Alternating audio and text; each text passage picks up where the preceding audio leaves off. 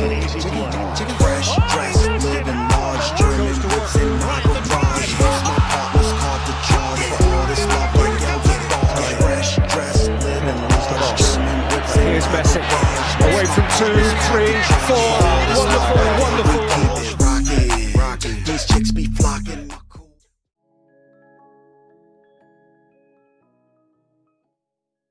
All right, welcome in, guys. This is yourfilterschoice.com, testing all of our audio and video capabilities and just seeing what we can do out here, man. We're here with our Wednesday night stream that's previewing tomorrow, Thursday's DFS content, along with a little bit of a preview through the rest of the week. My name is Adam, also known as V12. I'm joined by Deuces85, Walt Waddell, and of course, Mr. Pete Cole at YFC Sports Pete, and at Dub Deuces 85 and at YFC Sports V12. You can check our Twitter handles down at the bottom there, guys. Gentlemen, how are y'all doing this evening? Good, man. Doing great. Just another week of getting ready for the big weekend of college football and grinding away on these little sports, man. Yeah. What about you, Pete? How you doing, brother? Doing good. How you doing, Adam? Everything's going good. MLB's been pretty good to us last couple of days. I'm struggling a little bit right now with the Yankees, but it's been a good playoff so far. Yeah. You asked me how I was doing. Now, I will respond to that. I'm pissed off that the Astros lost because they should have had that game. Yeah. So now we got a 4-gamer tomorrow. I'm already in a bad mood because of that. And then I had a long work day and I got home and I jumped on the stream. So yeah, it's not exactly the most peachy day, but I will say that it always lifts my spirits to be able to stream with you guys, be able to talk and chat a little DFS. So, man, hey, listen, I appreciate you guys joining me. Just so you know, guys, right now we do have a sale that's going on. It is limited time, so it is literally going to stop very soon, where you can get 20% off of your first 3 months at yourfilterschoice.com. With that subscription, you get all the premium content. You have access to our free Discord, but you get to just boost that Discord to where you have access to all of our premium channels. And of course, you have access to our coaches. We're more often or not in the premium chat. That's what we're checking first. So by all means, if you want to jump in now's the time to be making some money. So, hey guys, let's make money together, man. I don't have my hat on today. I see them talking about my Chrome Dome. Man, that's messed up, brother. Like I said, hey, I wanted to come in and, I wanted to, just a little day's perspiration, man. I'm ready to roll. Walt, are you ready to go and just go ahead and go all the way down with the straight razor, brother? Yeah, man. I'm definitely. This is just easy for me, but yeah, I might have to go. The full meal deal now. I might have to just fly out to the West Coast just to be able to, give you some tips and tricks and stuff like that. There we are. Bring you over to the dark side. And Pete, you're more than welcome to come over. I'm just saying if you want to.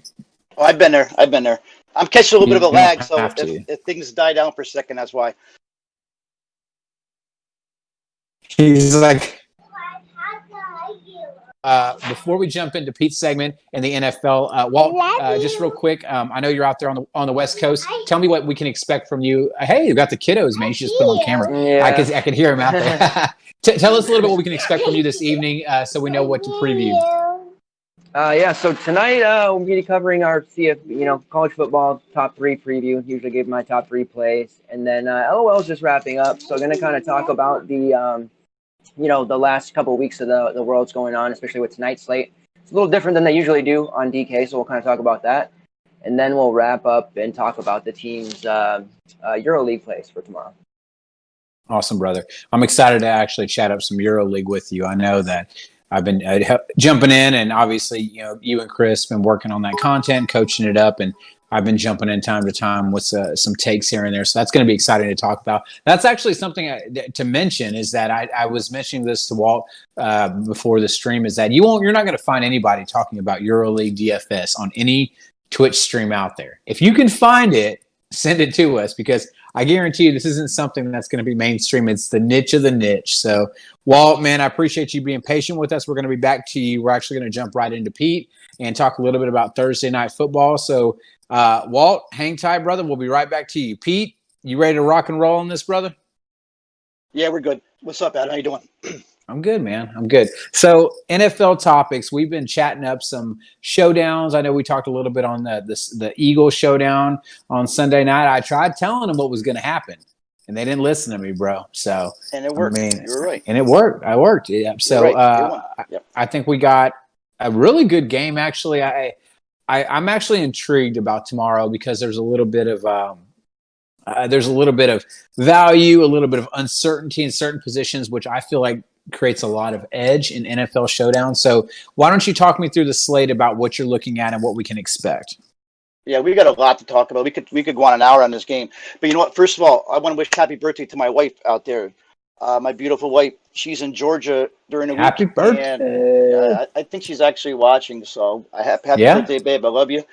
Yeah. Cheers And to you. Cheers to her. Cheers to her. it's her this weekend. So yeah, thank you guys. So get right into it. I said we could talk about this. There's a lot going on in this game, but it's the Buccaneers and the Bears. Actually, two teams are 3-1. And I was doing research today and prepping. I'm like, I didn't realize they're both 3-1. Yeah. And I mean, over under is 44. We got the Bucks actually are a slight favorite. They have implied at 23.75, which is actually kind of high, I thought, for the Bucks. But tomorrow it's a big game. What's going on is we got a lot of big prize pools now in DK because NBA is almost done. MLB is going to be done in another week or two. So right now, NFL is the only show in town. So you're going to start seeing these $1 million contests, even on the showdowns on Monday night, Thursday night, Sunday night. I think all we got is golf and NFL now when the NBA Finals is over. And start out, I mean, we got a lot of injuries, especially on the Buck side. I mean, Tuesday, Brady was practicing, didn't have anybody to throw to. So we got Godwin is out, hamstring. He's done on Thursday. He's going to have a little mini bye. Justin Watson just found out he's out. Leonard Fournette is out. Well, I think he's doubtful, but he's going to be out on his ankle. And we all know Shady McCoy, he's out week by week, so he's done. Scott Miller is going to play. He's questionable with a hip. And Tariq Cohen, we know, is out in the IR. And news that just came across, which I found kind of surprised me. It was the one guy we're going to talk about later, Darnell Mooney. He just popped up on the injury report today. So this is questionable, the shoulders. That's pretty big news, I think. I just saw like 5 minutes ago.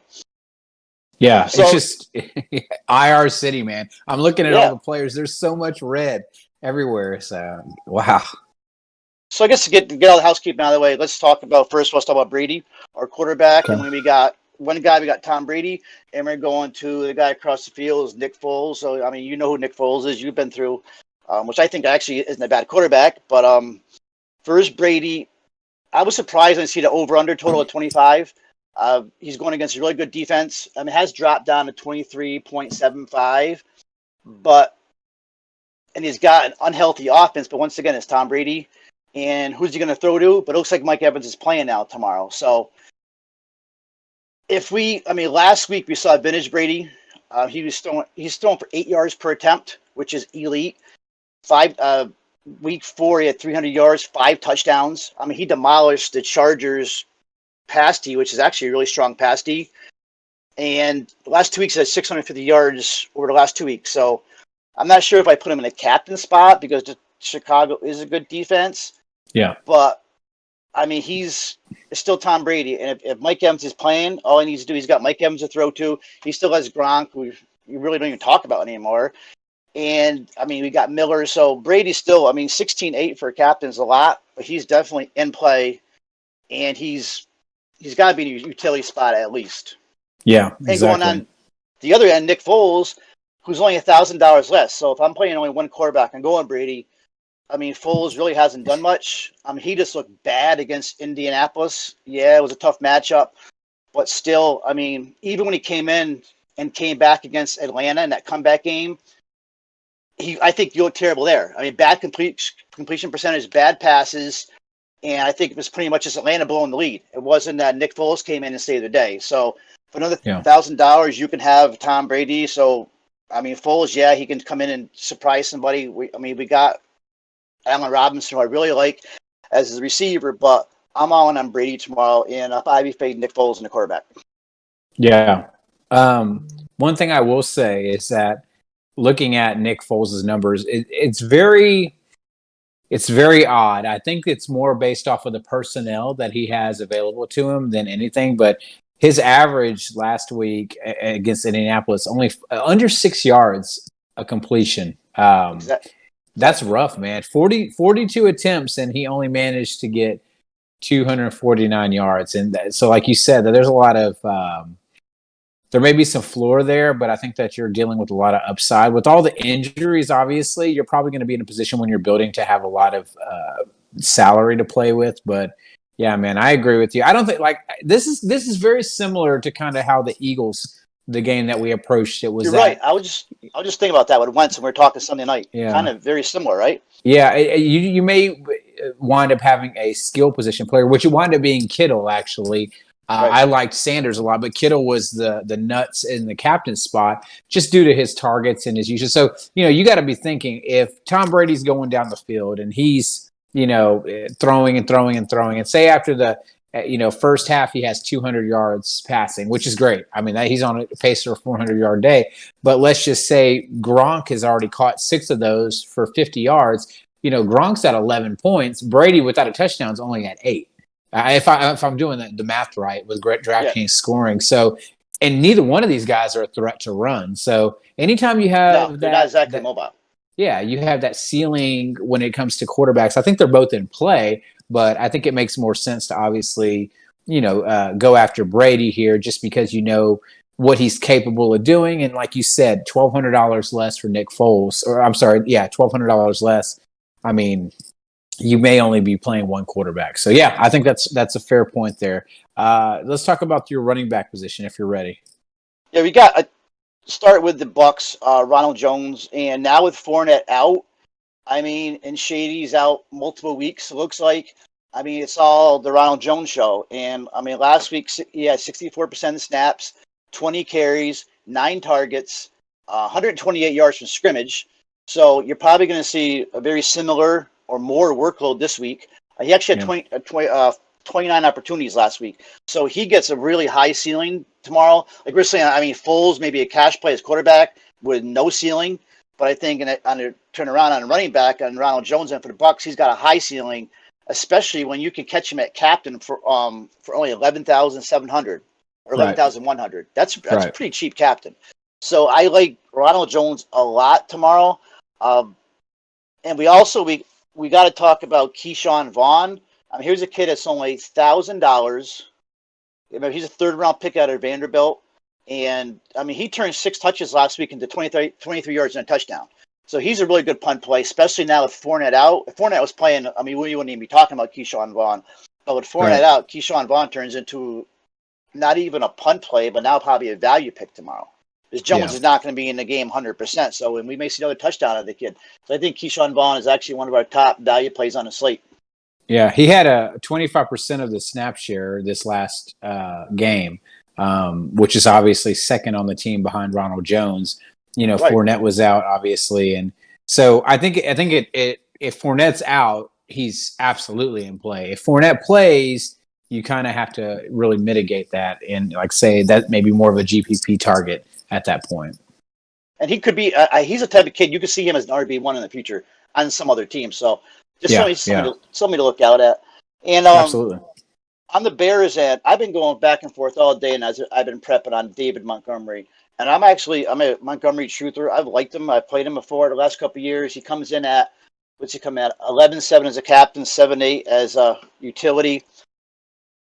I don't like it that he's a little bit more expensive than Jones, but here we got, first of all, Matt Nagy, he got killed by the Chicago media during the week this week because he kind of abandoned. He pretty much had a pretty even a pass run offense, and last week he totally abandoned the run, and he got killed in the media, got killed by the fans about this. And if you remember last year, the same thing happened, and that next week, what did he do? He came out of the gate and he pounded the rock. So the more I'm reading this, Montgomery has turned into a bell cow with Tariq Cohen out for the year. He's playing 86% of the snaps. He's got a nightmare matchup against the Bucks. It's a really good defense, but he had 6 targets, so that gives him a little bit of a floor too. And we saw what Todd Gurley did in the end zone, right? I mean, he's a goal line Right. back, so he's going to definitely carry value. Does he need 2 touchdowns to catch value at 7-8? Maybe.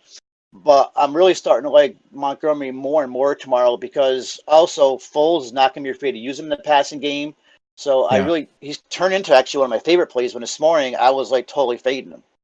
Yeah, I think that you're right. And we've seen his progression from when he came in as a rookie, having zero pass catching upside Yeah, to now, exactly right. it was funny because like you knew if he came off the field and Cohen came on, they were intentionally like putting him in there for pass catching role. And, just Montgomery just did not, he wasn't out there. He caught, I can't even remember, but he had to have under 20 receptions for the year, if not less than that. It was one of those situations, but you're right. I think that, it's a tough matchup, but I do think that there is definitely some upside in regards to the fact that he's involved in the passing game now. So yeah, I'm on board with Montgomery, especially because the fact that his price tag and Ronald Jones's price tag won't kill you. They're not sitting up there at that running back one price tag of 9,500 or Right. whatever it may be.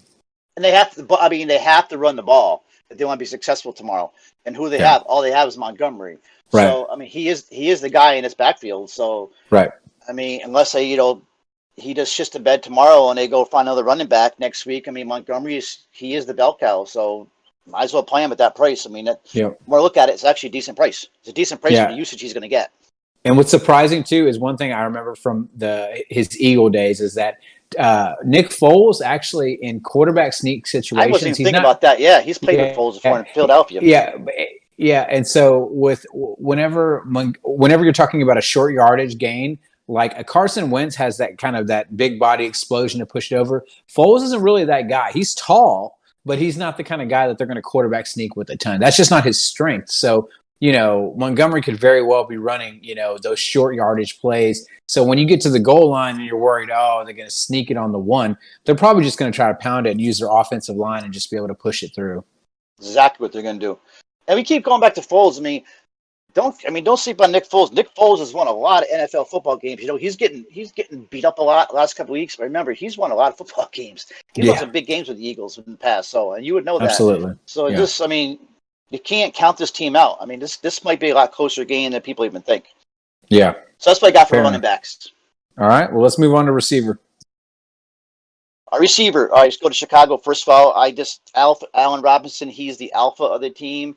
I mean, I could be the quarterback of Chicago, and probably Robinson will post 100 yards. I mean, he's just like week after week, this guy just puts in 100 yards. He bailed Foles out last week, big time, especially in garbage time. I mean, he saved all of his quarterbacks this year, game in and game out. He's by far the most productive Bears receiver, probably the most productive receiver in the league right now. I mean, these are his numbers: 25 catches, 331 yards, 2 touchdowns, 42 targets.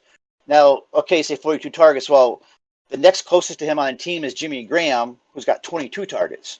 Yeah. So he's got 20 more targets than the second guy, Graham. That's 5 more targets per game than anybody else. So, and what I like about Allen Robinson, I mean, he's all over the place. He's not going to see anyone in particular. I mean, it's not like Carlton Davis is going to be all over him. I mean, and he can play in the left, he plays in the right. If he's in the slot, he's going to be a mismatch. So with that volume, Allen Robinson is by far, to me, he's a play of the day. He's a top play tomorrow, and he's an elite. Just on his volume alone, he's an elite play. Yeah, he's one of my favorite plays. I think I've talked about him multiple times on different slates where he hasn't been necessarily just super chalky, but I'm always an Allen Robinson truther. I drafted him when he went to Jacksonville just because I felt like he was going to be someone who was going to be productive in dynasty leagues. And, he did his time served in Jacksonville. And it was funny because I saw your picks on here and I had a brain fart. I looked at it. I was like, wait a second. I was like, they have another Floridian battle, I guess you could say. I was thinking for some reason, I was like, oh, wait, he's not on that team anymore. So, but I was like, no, not so much a Jaguar anymore, but agree. My favorite play from the Chicago Bears, I would much rather, if I had in a vacuum, I'm going to play Robinson over Foles every time, just because, like you said, he's getting the targets, point per reception. instead of every 25 yards, he gets a point every 10 yards. There's just a lot of things that go in his favor. So I'm 100% on board. He will be in my lineup tomorrow, Allen Robinson. I mean, Jimmy Graham tomorrow, he could have a monster game. Tampa doesn't really cover the tight end that well. So you can't count Jimmy Graham out. If he's a little bit cheaper, I mean, Jimmy Graham is I can't even find his price. But when I was researching earlier, I was like, wow, if he was like $1,000 cheaper, I'd be all over him. Okay, 6.8. So if he was 5,000, I'd be all over him. Anthony Miller, okay, big play upside. I mean, but he's so unpredictable. He's more of a GPP play, and we'll get to my value play in a second. So that's all I have for Chicago. It's Allen Robinson. He's the alpha. Just let him loose. He's going to get you points. And go on the other side, it looks like Mike Evans is playing, bad ankle and all. I mean, he's with Godwin out. We had a monster game. Probably going to catch less ownership because of that questionable tag. If he's no go, yeah, and then I guess you're looking at Scotty Miller or Tyler Johnson. I mean, some of these guys. Yep. But I guess Evans is playing. Kyle Fuller will probably be on him. I mean, Evans has probably got a 40-pound advantage on Kyle Fuller, total mismatch. And if not, it's going to be, I think, who'd say Jalen Johnson, I think, who's probably got a 35, 40-pound mismatch on him. So it's all Evans. I mean, he's gotten 22 targets. He's ran 109 routes, 16 catches, 228 yards, 4 touchdowns. And that's in three weeks. And that includes week 3 where he had I think 2. Yeah. Did you lose me? Oh, okay. Am I still in? And he's only one of the guys. Oh, there we go. Only one of the guy he can throw to is Scotty Miller, who's filling in for Godwin, who I think is turned into a Brady favorite, but especially with Justin Watson out. So it's all Evans and Scotty Miller tomorrow. So we don't have a lot of really receivers to go to in Tampa. Yeah, I was going to say, this is more maybe a conviction play by me, but, man, I'm really, really high on Tyler Johnson. The Tyler Johnson from Tampa Bay, but not the Lightning. So the other Tyler Johnson, he's a Minnesota Gopher. He's 6'2". I actually have some shares of him in Dynasty Fantasy Football. The kid is good. He can ball out. I remember playing him in some college football slates last year. But, Tyler Johnson has some definitely physical skills. I think that in this situation, thrust in there, he has a price tag of $200. I know you mentioned him already. I actually say that I'm a little bit higher on him probably than some people may be, to the point where I would even be willing, if we have these same injuries, I'd be willing to lock him in if Scotty Miller is starting to be questionable or doubtful. Obviously, I'm kind of hoping Scotty Miller just plays so I can fade him and play Tyler Johnson and have a little bit. Yeah, I always like whenever a guy's not announced out where he's still going to play. I think Scotty Miller's a great play, but I think that you're looking at Brady, he's looking for somebody to eat up some of these targets. And he has a physical receiver in Mike Evans who they're going to try to lock down, probably going to be unsuccessful in that. But Johnson's going to have some free reign against some corners he can absolutely eat against. So I'm definitely on board. Yeah, I'm on board there. He had a 33% snap share this last week, 31%. So 21 and 25 snaps. And I'm assuming he's out there not as decoy or fodder, but to run some routes. But I really think Tyler Johnson he's going to catch something, and he could definitely be an impact tomorrow, especially at $200.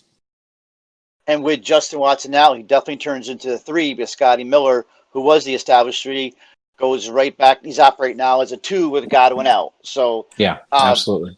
And it seems like every island game we had Debo at 200, right? And who do we have? Right. We just had somebody the other day at 200. I can't remember on Monday night. Whatever. But it seems like we had a $200 receiver every week. I think it was a tight end, but yes, you're right. Yeah, I remember that. Yeah. It's going to drive me crazy now, but that's what we got for receivers, and we got my value play, who I really like a lot tomorrow for Chicago, and that's Darnell Mooney, at a tight end, 5th rounder rookie. He just came out of nowhere, But now something else came out of nowhere. Is just a little while ago, I saw the report come out that he's listed as questionable with a shoulder injury. So that's real big. If Mooney is out tomorrow, obviously we're going back to Anthony Miller as as a good play. But as long as Mooney's playing at $4,600, I mean, he's seeing his snaps increase every week. The usage is really encouraging. He's run more routes than Miller for 3 straight weeks now. 5 catches for 52 yards in week 4. So, and what really got to me was, if you watched the game, I was watching some of the games this morning when I was prepping. You look at the second quarter against Indianapolis last week, and he totally juked Xavier Rhodes. I mean, juked him. He broke to the left sideline, got a step ahead of him, turned around. I mean, he leaped up with his arm outstretched. He caught the ball. It's like a 33-yard. I think it was actually the longest play of the game. And right there, I mean, that was like Mooney's. That was his signature move. That he's here to stay for Chicago. $4,600. You definitely have to have him in your lineup. I mean, yeah, Robinson's going to get the catches, but Mooney's going to get a few tomorrow too. All right. Don't forget that name, Darnell Mooney. Yeah, fair enough. And I think for what it's worth, we'll probably talk more about this on our chat tomorrow, which will be in our Discord. So be sure to check out the Thursday Night Football we do it chat. Yeah. So, we'll probably talk about some strategies. I feel like kickers are going to be in play here. So if you are planning on playing this slate, you will definitely want to be in that Discord, Pete. So last thoughts before we move on? No, I think it's actually going to be a good game. It's going to be a tight game. I think Chicago is going to play a lot better than people think. I mean, I still think Brady's going to have a good game. And I said we'll have our live before lock strategy show probably 7 o'clock tomorrow. We also have a college football showdown game tomorrow. So Walt will be on with us too. I'm thinking probably 7 o'clock tomorrow, probably for both of them. So we got a good night tomorrow night, a couple good showdowns. All right. That's all I got. Appreciate you, brother. All right, No man. problem. That's wrapping up NFL topics, NFL Thursday Night Football with P. Cole. Be sure to check him out. You have his Twitter handle down there at the bottom. We're going to transition and move to Walt. Dub Deuce is 85, bringing him in, talking some college football, some League of Legends, and, of course, some EuroLeague. Walt, I appreciate you being patient with this, man. Glad you're hanging in. I know the West Coast. You got That's gonna be a lot of talking. I'm ready though. I'm ready. You ready to roll through? Yeah, let's jump in, man. Let's talk college football first, and I'm gonna let you lead the way. I gotta say though, for I don't want Pete to be up all night wondering about that $200 player. I think it was Debo, right? I think he was talking about the one before. There was another one before was he? that. Yeah, Yeah, Debo was one. We had a second one. I can't remember the second one was Monday night. Debo was one of them though. Now he can't sleep. Way to go, Walt. And then he can't sleep. I know, right? And then Tyler Johnson. So you guys were talking about Tyler Johnson. He was a stud last year. Yeah, he was. He was awesome, dude. For real. All right, yeah. So college football. I last week, we do on the show. I do a three player preview, and we've been running pretty good. But last week didn't go so well because 2 of those 3 got injured, which was sucked. So Jordan Addison. He was, 5% owned. We predicted him to be low owned. He first drive, he's got a 75-yard touchdown. Everybody was in the chat, high five and feeling good. And then he proceeds to get injured and doesn't play the second half. So that was pretty sad. And then Skylar Thompson, who was only like 35% owned, was clearly to me the per dollar best QB option. He went down like on the second drive. So, and then the QB I paired him with, Bowman, went down. So it was an injury-riddled Saturday for us. So we're going to get back on the right side of things here. If it takes injuries to make us lose, then that's okay. Because when the night slate hit, we kind of righted the ship and got back to business and made some money. So as long as these 3 players that I'm going to talk about don't get injured, then we'll be okay. The first player I want to talk about is Brennan Armstrong for Virginia. He's kind of been flying under the radar. Nobody's been really paying attention to Virginia. They've only been on really, I think, 1 slate. But he's been just under 30 fantasy points, 2 games in a row. He's thrown for 539 passing yards with 5 touchdowns. He's also rushed for 136 yards and a touchdown in just 2 games. His YPA is only 6.1, which isn't something to write home about, but he's thrown 40-plus passes in both of ththose games. So the volume and the usage is going to far outweigh, the efficiency, I guess. And for somebody who's priced like him under 7K, very strong option. I think we're going to end up seeing a lot of people talking about him, but he's by far my favorite QB. Gets to face NC State, which is a team that we're going to be picking on all year long. They just gave up 400-plus yards and 3 touchdowns to Kenny Pickett last week, Pete's guy. They gave up to Hartman from Wake Forest, who's kind of terrible as a QB. He had 250 yards and a touchdown against them. And and they've also allowed 250 yards on the ground per game. So the dual threat that Brennan Armstrong kind of brings to the table, he's going to be passing, he's going to be rushing, he's going to, has a lot of versatility. Right. So he's going to be a big time play for us. He's going to pile up the points. So Brennan Armstrong is our number one player of the week that we want to talk about. And then we're going to shift over. I like to give a QB, a running back, and a wide receiver. Running back, I'm gonna shift a little bit, and people might say, well, this is a chase, but there's a reason why I like him. Kevin Harris for South Carolina. He was on nobody's radar last week. Florida defense has been talked up a lot in the preseason. They got smashed in the secondary in week 1. We played Shi Smith, and he tore it up, had another 15-plus targets. But the rushing game really crushed Florida, and it was all a lot of Kevin Harris. He rushed for 100 yards and a touchdown on the ground. He had 4 catches for 27 yards and a touchdown. The week before that, he had 13 carries for 55 yards and a touchdown against the Vols. Yeah. He gets a really nice matchup against Vanderbilt. They've allowed 172 rushing yards per game so far this season. 2 rushers have had 100 yards. Isaiah Spiller for A&M had 8 carries for 117. And then Aeneas Smith, 10 for 51 and a touchdown. I'm sorry, guys. And then John Emery for LSU had 12. I don't know where. I don't have anyone to watch her today, so she's going to have to chill with us for a minute. And then John Emery for LSU had 12 carries for 103 yards and a touchdown. So, everything is lining up for Kevin Harris to completely smash for South Carolina against Vanderbilt. Right. So he's definitely a guy that I'm going to be all over. He's really reasonably priced at under $7K as well. So you can really start to build your lineup around, kind of a mid-tier type of players. And at wide receiver, I'm going back to Kyle Pitt. I would go back to Jordan Addison because he always performs for me week in and week out. But unfortunately, we don't know if he's going to play. He's questionable right now with a mysterious injury. We know in college football, coaches like to have mysterious be injuries. secretive. They like to be secretive. So Kyle Pitts for Florida is going to be the guy that I'm going to go with. He's a really safe option. He had 8 for 170 and 4 touchdowns against Ole Miss in that first game, and then he had 457 and 2 against SC last week. So 18 total targets through 2 games, 10 in that first game, 8 in that second game. Facing an Aggies defense that has allowed just under 300 passing yards per game this season.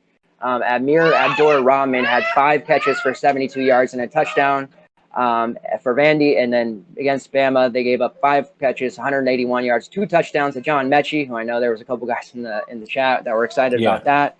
My guy Jalen Waddle had 5 catches for 142 yards and a touchdown, and then Devonta Smith had 6 catches for 63 yards and a touchdown. Point being, rounding off all these stats, they're facing a defense that's going to have little ability to stop Kyle Pitts and Kyle Trask. So expect Pitts to probably be targeted 10+ times this weekend. He reels in at least half of those. They're going to be 2 of them are going to be touchdowns. Yeah, he's insane, bro. He's so good. Yeah, he's really good. And if teams want to try to stop that short pass and double him, then they got to deal with Kadarius Toney, who is kind of that range threat. He can break a big runs, he catches, does a lot of big things. He's also another guy. He's had 15 targets in 2 games, and he's the kind of the big play guy. So if you try to just key in on one, then the other guy's going to take off. So it's a really difficult offense for teams to try to stop. And I'm really a big fan of Pitts. He's a little priced up, and I think people will. He was only 7% after his game against Ole Miss, which people were getting cute and they didn't want to chase.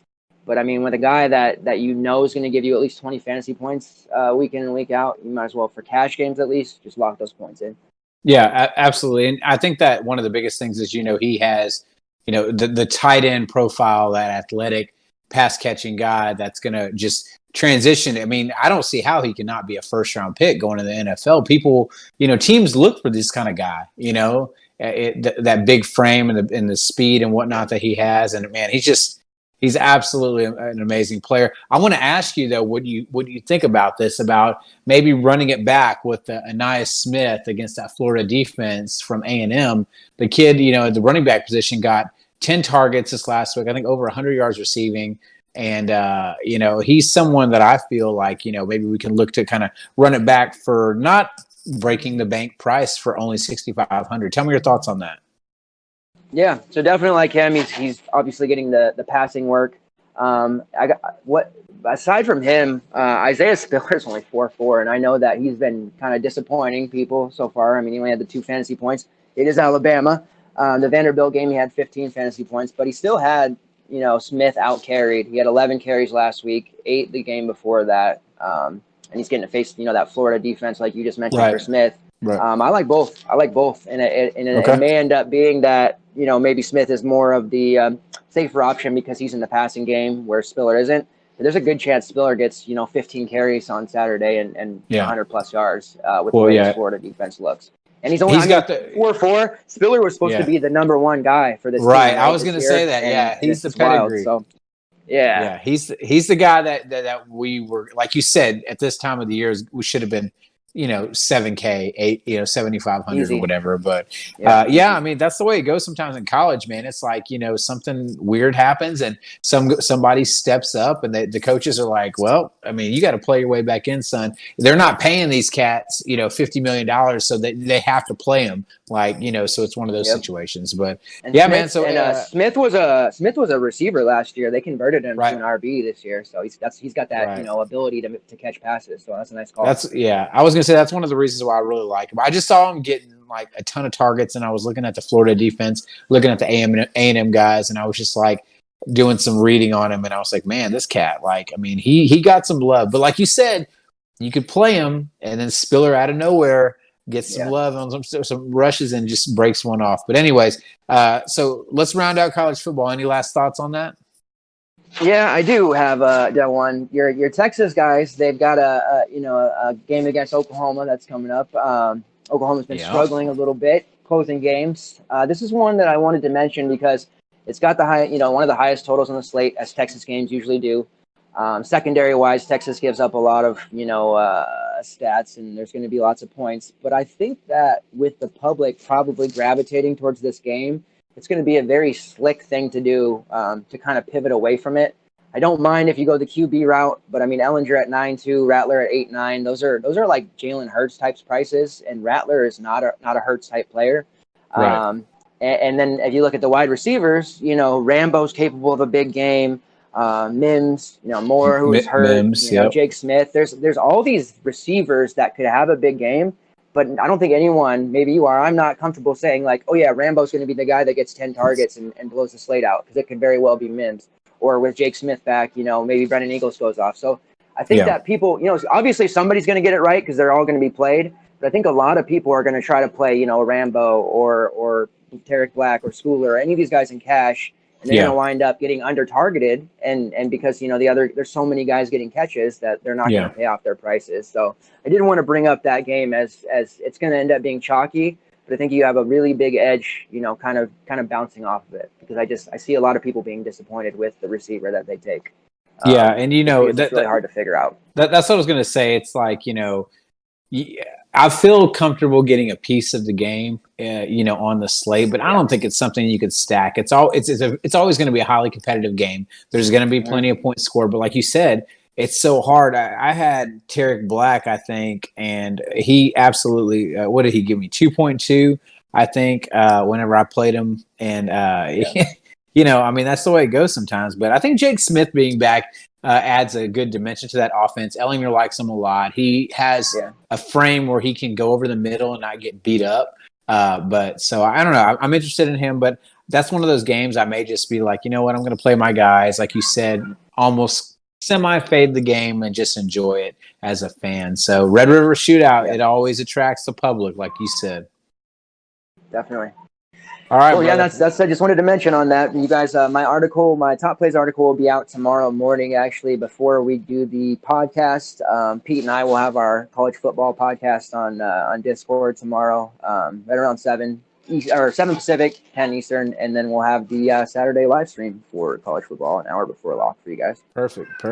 Yeah, y'all make sure to jump on that, guys, and it is available on Twitch live. So this same channel that you're on right now, be sure to like and subscribe. Don't forget, you can link your Amazon Prime to your Twitch Prime account for free, and you can actually help us out in regards to building our Twitch channel. So Walt's going to transition over, and we're going to talk a little bit of League of Legends. So I know you're rounding out the season with Worlds and everything. Tell us about where we're at in the league season. Yeah, so with Worlds, we're in the group stage. We went through the play-ins. The first couple of days this week was the first part of a double round robin. So DK gave us 6-game slates, which was awesome. Spread out the ownership. We were getting, Dam 1 at 20% as opposed to 70%, which was great. We're making some good money. Now it's the second leg of the round robin, and they're going to be doing it like the EU Masters, where it's going to be, Group A, which is G2, Suning, Machi, and Team Liquid. They're all going to play each other today for 2 games each, or 3 games each, I'm sorry. And they're all going to be played on the same day, so they're not going to be spread out. So it'll be like EU Masters. Now, DK, instead of doing 3 2-game slates like they normally do, they're going to copy FanDuel a little bit, and they're going to do a full. It's technically a 6-game slate because you get credited for all the games, but you're gonna roster, say you roster Suning or G2 or whoever, and you'll get credit for all 3 games for that whole day. So a little different dynamic to it. They've never done that before, so just keep that in mind if you guys are trying to figure out why it's a 6-gamer. That's the reason why. Which I kind of am excited about that. And like I said, it adds a new element to it. So it's Group A. It's G2, who's 2-1, Suning 2-1, Machi 1-2, and Team Liquid 1-2. Team Liquid actually stole one from G2 the other night, which didn't surprise me very much because they seem to have G2's number for whatever reason. So I guess with the strategy today, you want to definitely take, a team that's going to be a little more aggressive. We've had 3 games now for this group to see who's the most aggressive. Everyone G2 plays has like the highest kills of the group. And then the teams that play Machi have been killing it. Machi's been dying 20 plus times in their losses in their home league. And then they're doing that here at Worlds. So for Suning, I'm pretty big on the Suning stack. SVM, Wang Fang, Angel's having a really good event. He's second in this group in kills with 14, 77% kill participation, and he's actually second with his kill share at 31%. So Angel's really been stepping it up. Somebody I've been writing a lot in our articles. Those of you that are going to play and read that, I'm certainly going to be trying to captain somebody like Angel. The chalk build for tonight, it looks like people are going to go with the top laner and go 4 G2 or 4 Suning and then 3 of G2, 3 Suning. But if you punt the Team Liquid, I'm a big fan of the best of ones punting. Team Liquid's only 4.4 in the team slot. They paid off the other night at that against G2 with 26, I believe. They're very objective focused. Even if they lose, they're still going to get you points. If you punt Team Liquid today, it enables you to captain someone like Caps or Angel or one of those higher, mid laners. Right. So maybe a little bit of edge there from the chalkier, top lane. Because top lane, in cash is fine, but I just don't know that that's going to give us enough points to win tonight. So that's kind of where my head's at with the slate. Okay, so is the way that they're going to register points though? Is it so when you roster someone, they'll score for both games, right? Is that how that'll work? Yeah, exactly, all 3. So all 3 games. You'll be getting for. If they win all 3, you'll be sitting in pretty good position for whoever you pick. So that's why most people are going G2 and Suning, which I definitely agree with. But with the top lane captain, I just feel like our upside's limited because you gotta captain someone like Wonder, who I'm not crazy about, or Bin, who I do like. But captaining Caps is almost a guaranteed 60 plus in the captain spot every game. So right. You'll get potentially 180 for him today if you captain him. Yeah, absolutely. All right, good deal. Who is your prediction right now to win Worlds? So before the tournament, it was Dam 1, and I'm definitely going to be staying with Dam 1. The way they made JDG, who is obviously a top 3 to 4 team in the world. We played JDG a lot. They them and Top kind of went back and forth for who the best. Dam 1 made them look really bad. I mean, they beat them 20. They had 20 plus kills against them, held them under 10 kills. It was never close. And seeing them handle JDG like that just kind of reiterated the fact that I think that they may not lose a single game. Rogue tried to play him the other night and wouldn't engage them in team fights and just gave up all these uncontested dragons. And that's fine. You didn't get killed by a ton, but you still lost the game at 15 minutes. And then it just, I don't know. There's no real strategy. If you engage them, they're going to win. If you don't engage them, they're going to take all the objectives. So it's really going to be quite difficult for anyone to beat them. I don't know. I don't see any team currently that I watched that could beat them. That was a hot take, G2, though. You said G2, they're not even going to lose a game, though, right? I don't think so. I just don't. Unless they're gonna throw it. I just don't. I don't see it. I just don't. I mean, I don't see. G2 they played really sloppy. That's a lot of people love G2. They were lucky to beat Suning. They got aced right before the end of the game, And then Caps TP'd, they came back and TP'd over to their base when they were screwing around and won it. So, I mean, they got really lucky winning that game, and they got outplayed by TL, which TL's been horrible this event. So, yeah, I don't know, man. Well, I could definitely be wrong, but I think they're coming out of their groups undefeated. They're JDG versus Dam 1 is the last game of this in a couple of days of this stage before quarterfinals. So a lot of people will be, obviously paying attention to that, and that's going to be must-see TV. If they pound JDG again, yeah, there's no way they're losing a game. All right, cool, man. Fair enough. All right, so wrapping up the League of Legends, we're going to be talking about EuroLeague basketball. I know Walt and one of my favorites, and I know Chris isn't able to join us right now, but obviously we're going to talk about some of his picks and some things that we're seeing on there, Walt. So I know you got it in you, man, to go through one more segment here. So let's talk some more EuroLeague basketball. Truthfully, I could talk all night. And Pete knows, he can talk all night. So I'm versatile. I'm ready to talk soccer. I know we'll be doing that later next time. So EuroLeague, the team, we did pretty well last week. One thing I noticed was minutes. I think there's so much infusion of new talent. Coaches aren't really sure what they have. Well, some guys were playing 15 to 20 minutes that you would normally expect to play 30. So I think they were playing a lot of different bodies, a lot of different rotations. Chris is going to have his articles out here pretty soon, and he found some really cool info about, rotations and who's out there on the court at the same time. So that'll be useful. Starting off, somebody that we all like, Vasilij Micic for Efes. Sounds like Shane Larkin's going to be doubtful again. He missed last week. Micic was the guy that we were pretty heavy on. Somewhere along the way, he didn't end up – he was kind of high owned, but he wasn't as high owned as he should have been for that slate. And some of our people missed on him. So I want to be clear that if Shane Larkin doesn't play tomorrow, that you put Micic in all your lineups. He had 31 fantasy points without Larkin last game, 17, 2, and 9. Didn't play a ton of minutes either, but you can expect him to play probably pretty big minutes this time as they kind of round into form. But there should be no reason you don't have him in your tomorrow. Okay, so they heard it.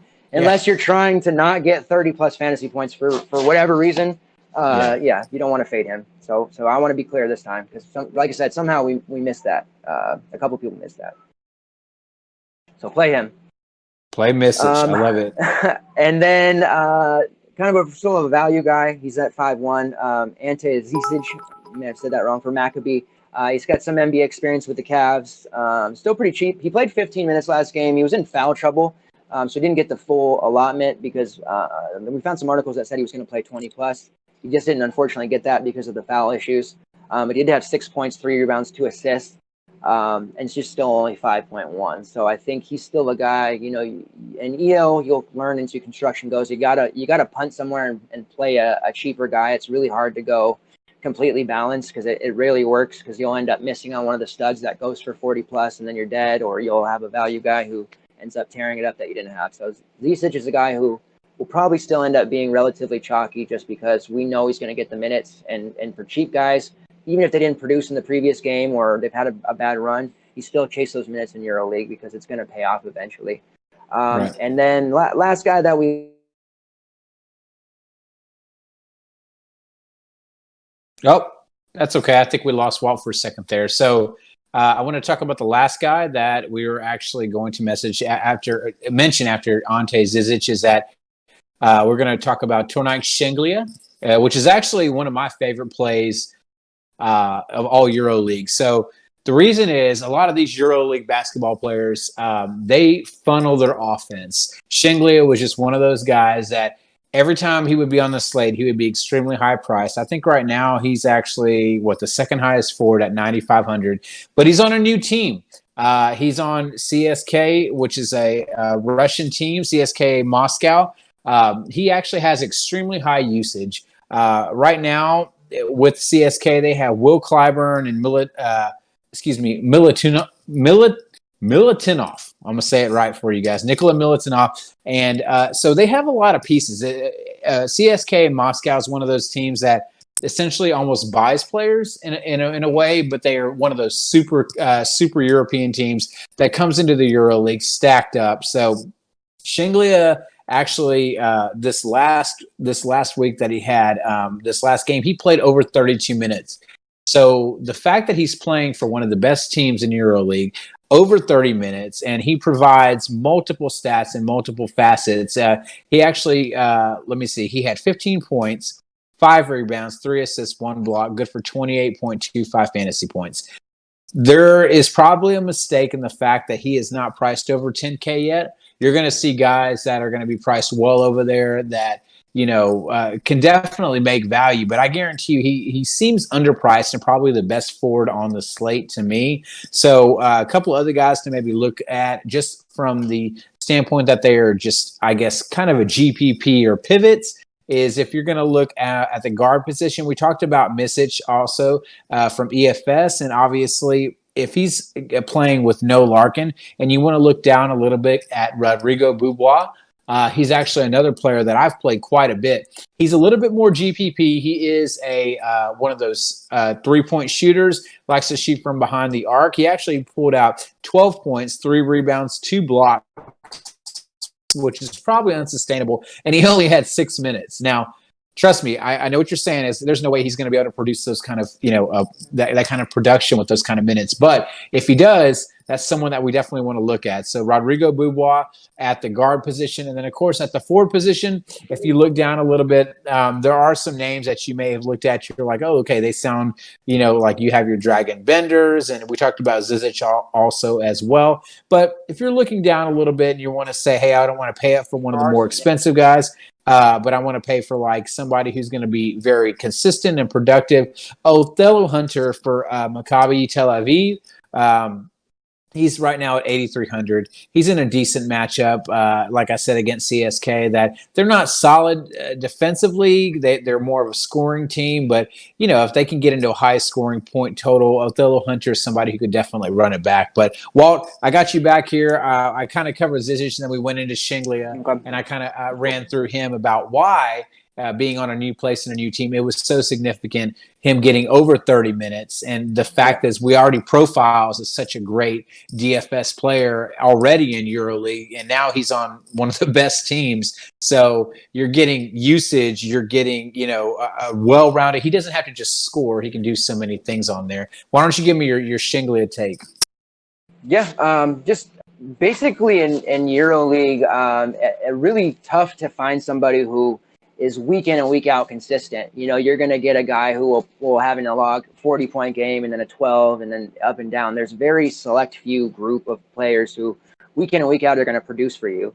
Tourniquet is definitely one of those guys who, his floor is pretty much 25 fantasy points, which, in EL and cash games especially, or even just in min cash GPPs, which we want to win. But if you're going to cash at anything that's over 3x, and he's a pretty big 3x machine. Like you said, on a new team, getting those significant minutes, that's a big deal. They definitely brought him in to produce and play and lean on him in the post. So he's a pretty big core lock, definitely. And then there's a couple other guys too. I heard when I was trying to get back on here, I heard you were talking about a couple of players. MTA, even though they're playing CSK, they're definitely targetable. Guys like Wilbekin. I think I heard you mention Hunter. Dorsey's a good play. But Angelo Calario, he played out of his mind last game. He had in 31 minutes, he had 18 points, 4 boards, 2 assists, 3 steals, which pumped his numbers up. But he had 31.5 fantasy points, significantly playing 30-plus minutes. Omri Caspi is a guy that's on Maccabi. He's not ready right now. So Angelo may see another 30 minutes.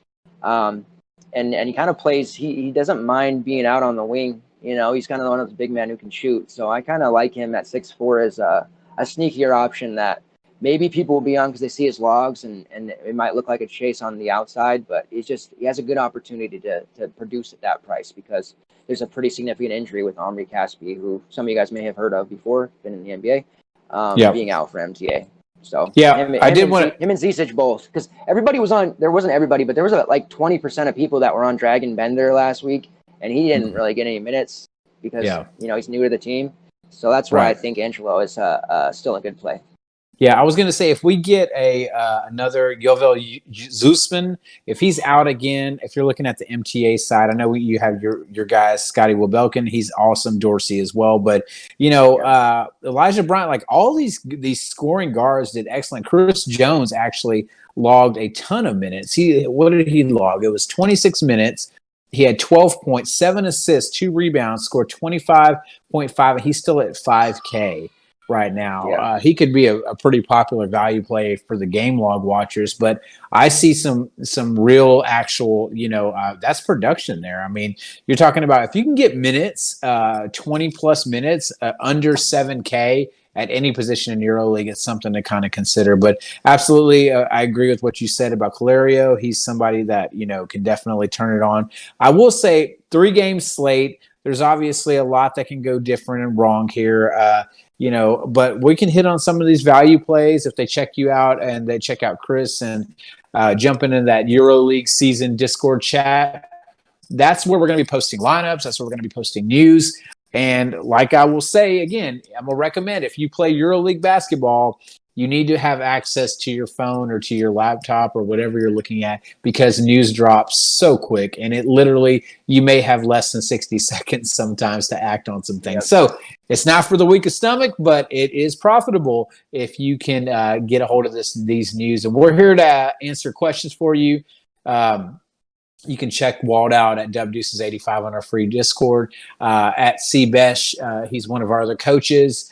Covers multiple sports. And, of course, at YFC V12, you can check me out as well. Is there anything else on this EuroLeague slate? I know we talked about some players. Any recommendations that you have, Walt?